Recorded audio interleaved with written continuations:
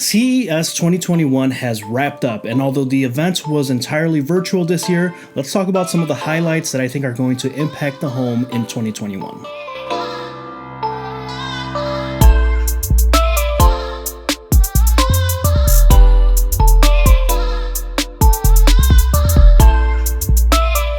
Hey, Danny with the DMGT here, where we talk about music, games, tech, and anything in between. Now, CES, or the Consumer Electronics Show, tends to be a little bit more on the bleeding edge of technology, where manufacturers and new companies can showcase what they're working on as far as innovations and where the future of their technology is going. Obviously, over the course of the years, you do see futuristic technology such as robots and home contraptions and kitchen gadgets and things of that nature, but the primary things that typically do impact end consumers are TV technology, phone technology, computer technology, some video game technology, and even a little bit of music technology. So let's talk about those highlights.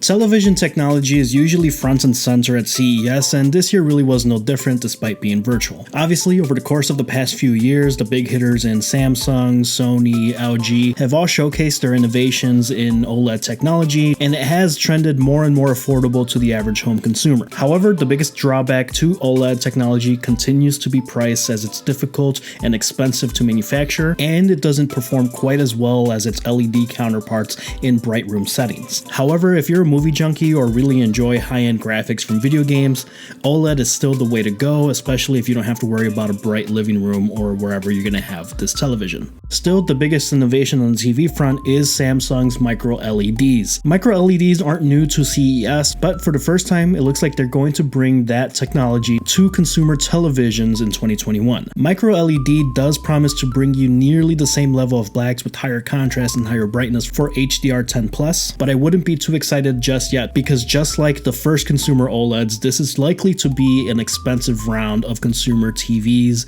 probably clocking in the $30,000 to $40,000 range. Yeah, not cheap. Still, considering that next-gen consoles have launched, this is a good year to look into investing into a new television with HDMI 2.1. The smartphone technology at CES tends to focus more on Android. However, LG and TCL's rollable smartphones seems to be technology that is likely to be better adopted than foldable phones were. Although there were no release dates or exact models given just yet, it looks to be like some of the first rollable phones will appear in 2021. I'm personally not sure where exactly this is going to go in the future and how well it's going to be adopted as well as its use cases, but it's still a cool piece of technology that I'm going to be keeping an eye on this year.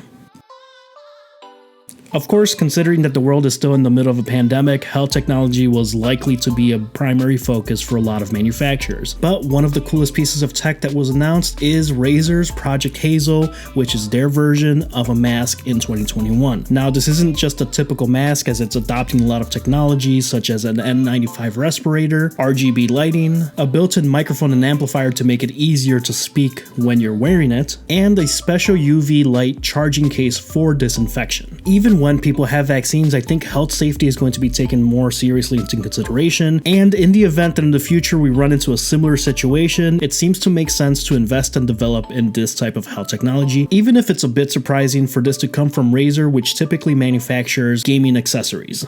Now, every year at CES, there tends to be an abundance of laptop updates, and in particular, gaming laptops that tend to push performance. Of course, we did see some new chipsets from AMD and Intel, but my primary takeaway was the relatively inexpensive gaming performance laptops that you can now purchase with NVIDIA's RTX 3000 series GPUs. Many clock in at around $1,000, which, while obviously more expensive than a home console, the flexibility and performance that you get seems to be a fair trade-off, and considering that desktop-grade GPUs are still extremely difficult to find thanks to scalpers and crypto mining, it seems to be the easiest and most accessible solution for anyone trying to get into mobile PC gaming.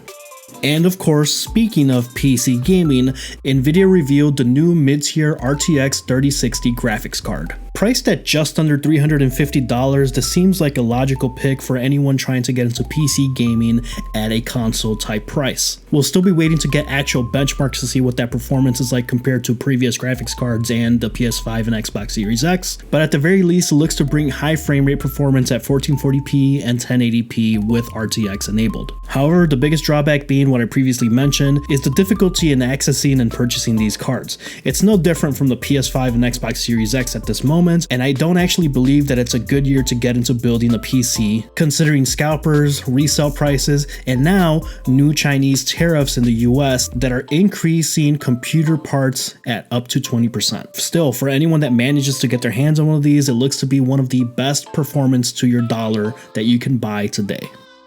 Alright, well those are the highlights of what I think will impact the end consumers in the home in 2021, but as the year goes on, we'll be able to see what actually impacts day-to-day tech. If you like this video, please give it a thumbs up, consider subscribing, it really does help the YouTube algorithm, and I'll catch you next time.